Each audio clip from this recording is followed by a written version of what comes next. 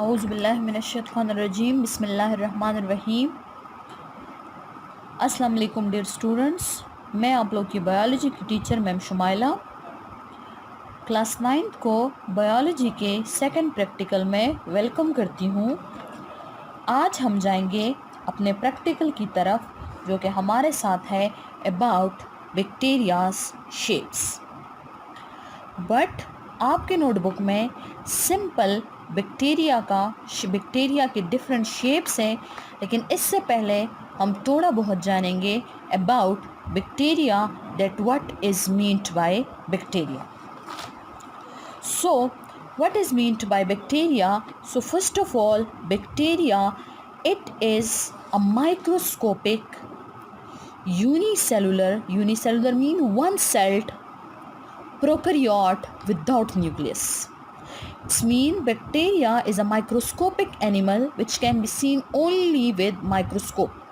Unicellular, one-celled and prokaryote without nucleus.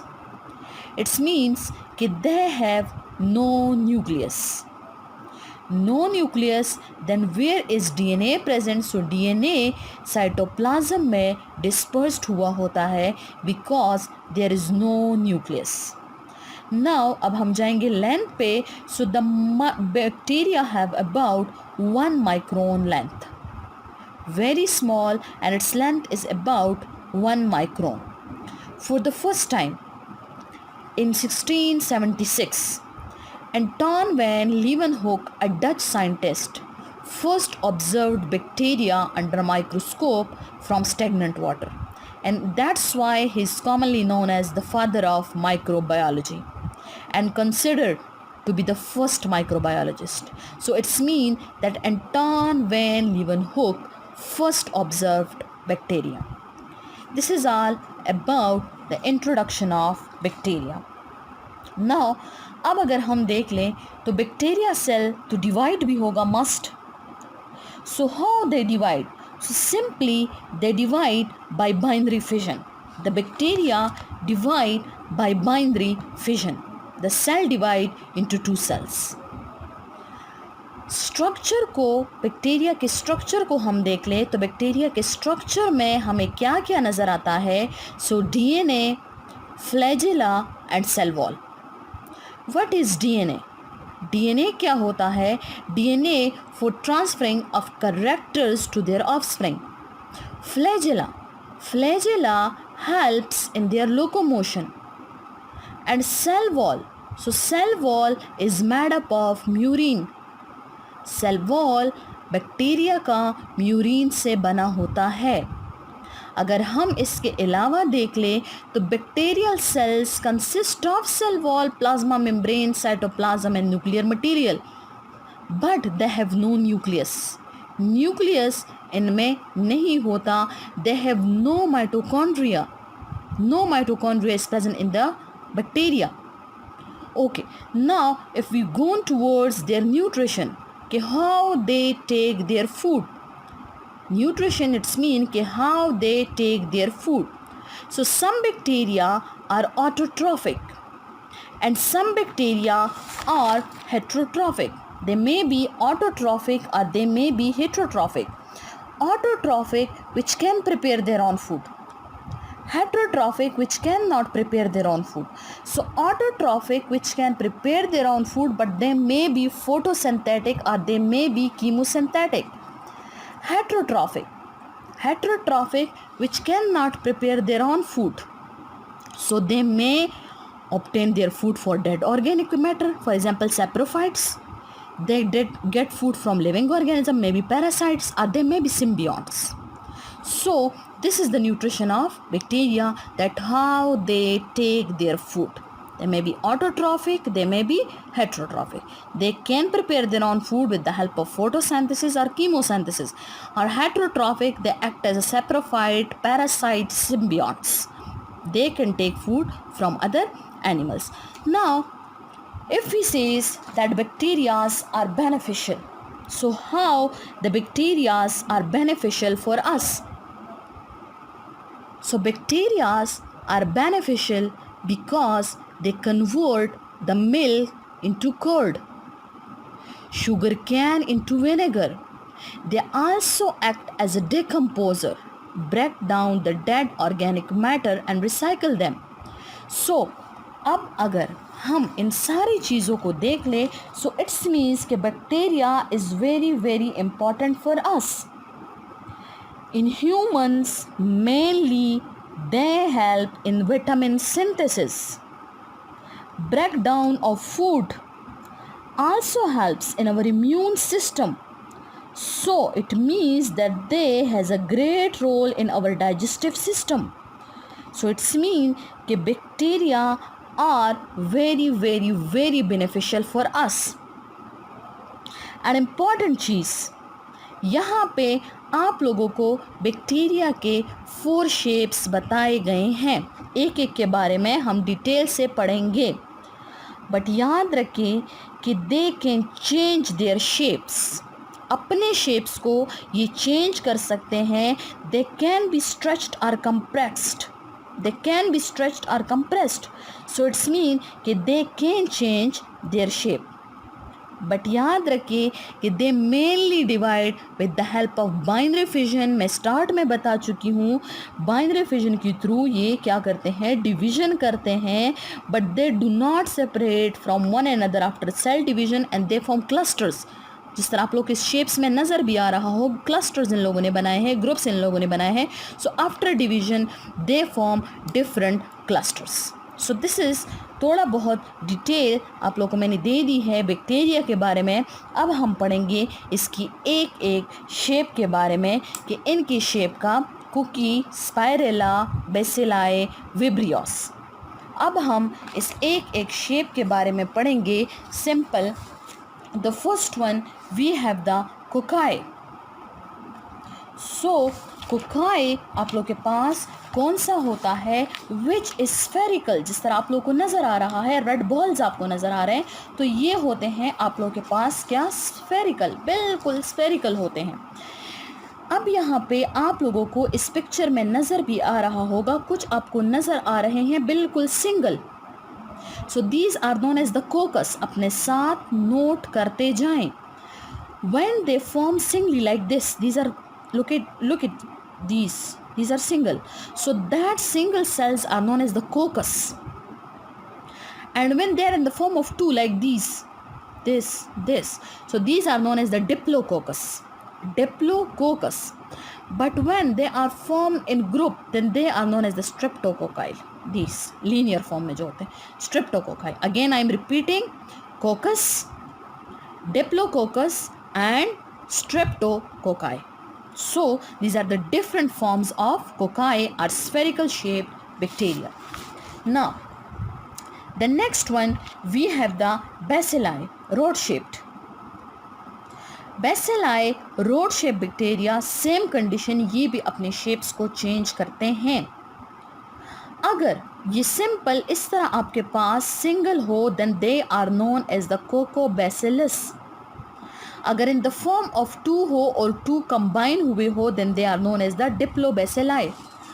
And if they are present in different forms like this, then these are known as the parasites. When they are present in linear form like this and this, then these are known as the diploparasites. These are known as the parasites. When they are present in the linear form, in group form, one upper side, one in the mid, one आप लोग को नीचे नज़र आ रहा है, so then these are known as the parasites. This is all about bacilli. अब हम जाते हैं अपने next की तरफ, which is known as the spirilla. Now we have the third one, spirilla. So spirilla is cork or screw-like. That type of bacteria that is known as the cork-like bacteria or spirilla. What is meant by spirilla? So it is in the bent form like this, bent form. So this is known as the spirilla. इसको हम कहते हैं spirilla. Now the next one we have, अब next हमारे पास आ जाएगा vibrios. The last one we have vibrios. So vibrios is mainly comma-like. These are comma-like bacteria. In this, some are filamentous like these, elongated filamentous form भी इसमें होते हैं, लेकिन mainly they are comma like. And the main bacteria vibrios जो ज़्यादा important होता है और ज़्यादा पहचाना जाता है, so because the cholera disease is caused by vibrios are comma like bacteria, so that's why ये जो होता है बहुत ज़्यादा इम्पॉर्टेंट होता है और बहुत ज़्यादा जाना जाता है, because the vibrios are comma like bacteria cause the cholera disease. So this is all about bacteria. अब हम जाएंगे अपने नेक्स्ट बी स्पीशी की तरफ, which we have the amoeba. So this is about amoeba proteus. Now what is meant by amoeba? This is, आपको नज़र आ रहा होगा, irregular shape. So amoeba is an irregular shape, आप लोग के पास बिल्कुल irregular shape में होता है, and it is unicellular animal. Irregular shape and unicellular animal. Amoeba proteus has an irregular shape and it is a unicellular animal found in freshwater ponds, pools and ditches. Now अगर हम इसके structure पे चले जाएं, तो सबसे पहले तो मैंने बता दिया कि irregular shape, but why irregular shape? Because they have no cell wall, so that's why it changes its shape constantly and therefore it has no definite shape.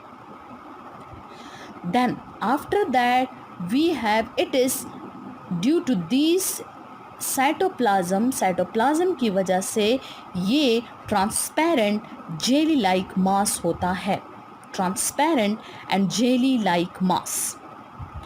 Cytoplasm is surrounded by cell membrane, cell wall के बाद जो layer होती है cell membrane, तो यहाँ पे cell membrane is the outermost layer in amoeba.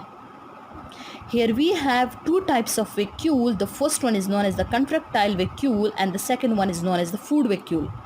So contractile vacuole stores the waste products for amoeba and then at last it bursts. And the food vacuoles store food for this whole body. Ectoplasm cell membrane के बाहर जो हिस्सा होता है cell membrane के बाद, that is known as the ectoplasm. And endoplasm अंदर का जो साइटोप्लाज्म होता है जिसमें ये सारी की सारी ऑर्गेनेलीज होती है, that are known as the endoplasm. They have no nucleus, so it's mean that it is eukaryotic, they have nucleus. The next one, many food vacuoles, vacuoles many होते हैं।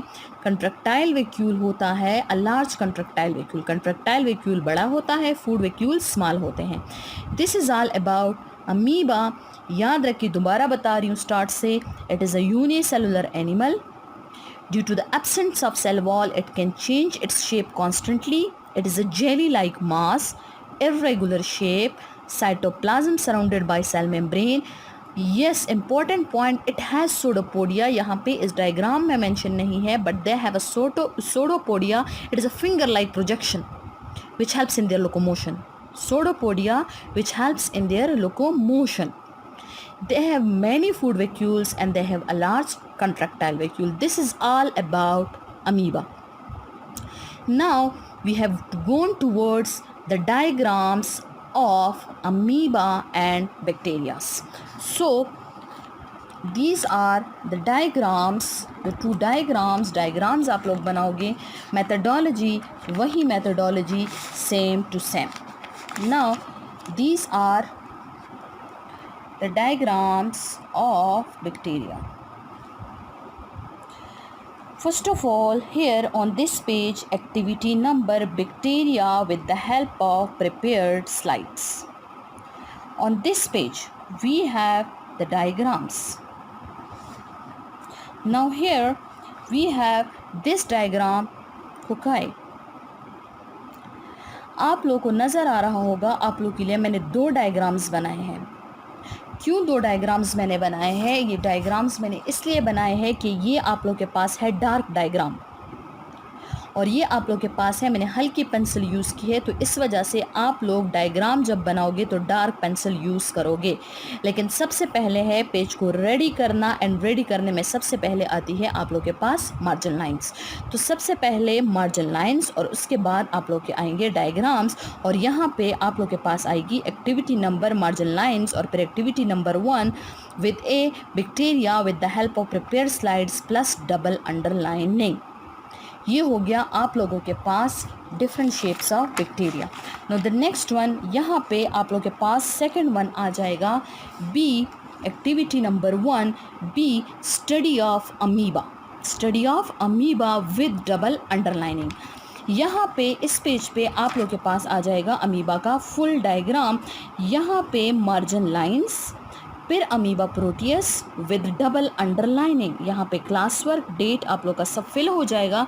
उसके बाद ये है आप लोग के पास अमीबा का डायग्राम।